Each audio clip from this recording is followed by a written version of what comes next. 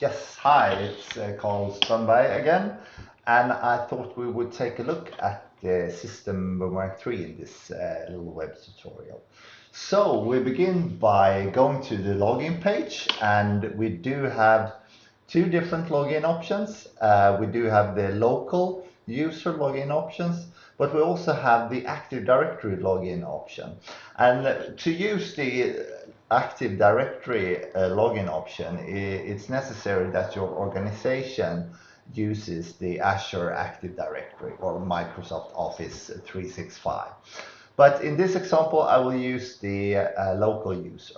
So we begin by signing in, and we will land on the dashboard. And the dashboard will show all the necessary information at a glance.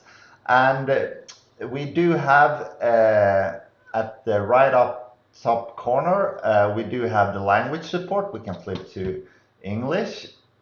And we have also the other different language support. We do have our user, and we can change our profile, the email address, for example, the SMS number, and so on. It's done here in the profile. If we go down, we have three panels. We have the little reddish measuring point panel. And the red color means we have active alarms, which we also can read. We have 15 active alarms. Next to that, we have the control points. So if you add control points to your Boomerang system, they will end up under this panel. So it's a shortcut to your control points. And finally, we have the system status panel. And on the system status panel, you will find a little bit of system information, if there is warnings, alarms, so on. But for the most users, you will find warnings for your battery-driven sensor. So if the battery is low and you need to replace your battery for your battery-driven sensors, they will end up here, the warnings. And under these three panels, we have the main panel, the overview panel. And on top of the overview panel, we have a little bit of controls. So we have the show technical objects. And in the Boomerang world, we have technical measuring points, and that is battery and signal strengths, RSSI. And we connect them to a technical object. And the technical object is by default not shown. So if we want to see the information there, we need to flip this control. And likewise with the remove the object. So if you remove measuring points or object in Boomerang 3, it will still be available to the traceability. And we just flip this control to be able to see the removed objects. And we have a search function, so we can search the Boomerang, we can search on object name and or on measuring point name. And to the right, we do have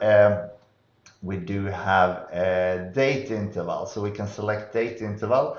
Default is 7 days. We can select any of the predefined intervals, but we can obviously also do our own custom interval if needed. I will flip this to 24 hours. And under the controls, we do have the operation, your business. This could be a lab, this could be like a pharmacy and so on, or a warden in the hospital. And to the left, we see a vertical red line. This means that this operation have open alarms. And we can also see the active alarms in the little panel here on the same row, 15 active alarms. If we want the details on this one, we just click the operation and we will see the content of our operation, our root group. And we see that we have two objects. Of one object, we have connected measuring point and control point. So the control point is directly connected to the object, and we can see that it's online. The measuring point icon is a little bluish. That means that this measuring point is active or online. We have the name, obviously. We have the latest logged value from this measuring point. And also we have the timestamp when it was measured. So if this measuring point would be offline and this would be an old value, This will be a date instead. And to the right, we do have the same panel here with active alarms. So we get a good overview of this object and its measuring points from the dashboard.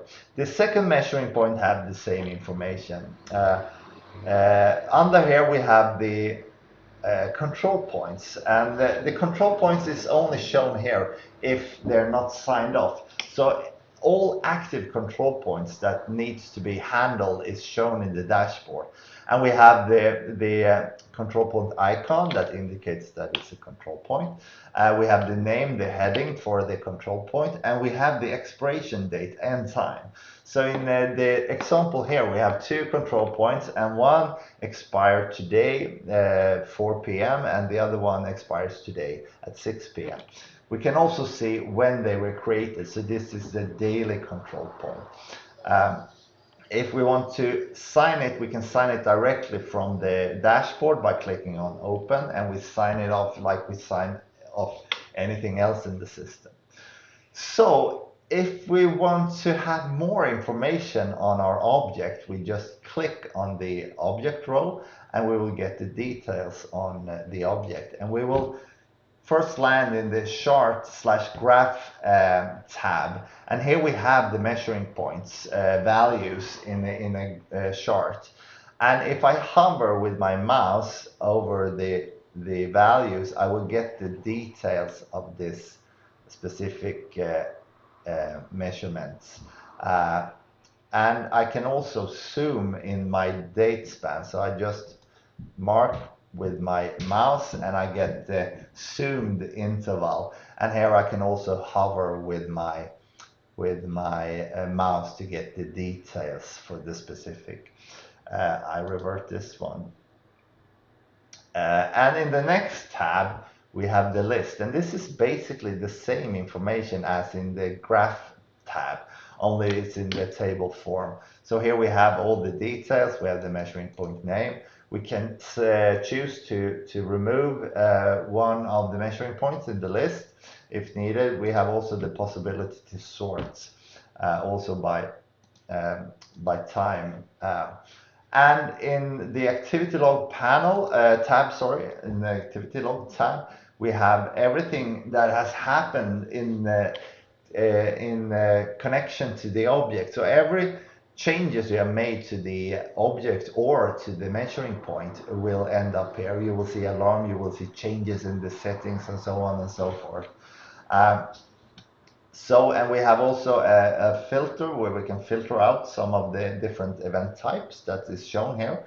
We have a quick filter for just showing the active alarms. We also have the comments. If there is any comments when you have signed off your events, you will also see them here. The properties tab is where you can do the settings for the objects and the measuring points. So here we can change name for the object, for example, and we have the measuring point details as well, so we can also change the name for the measuring points.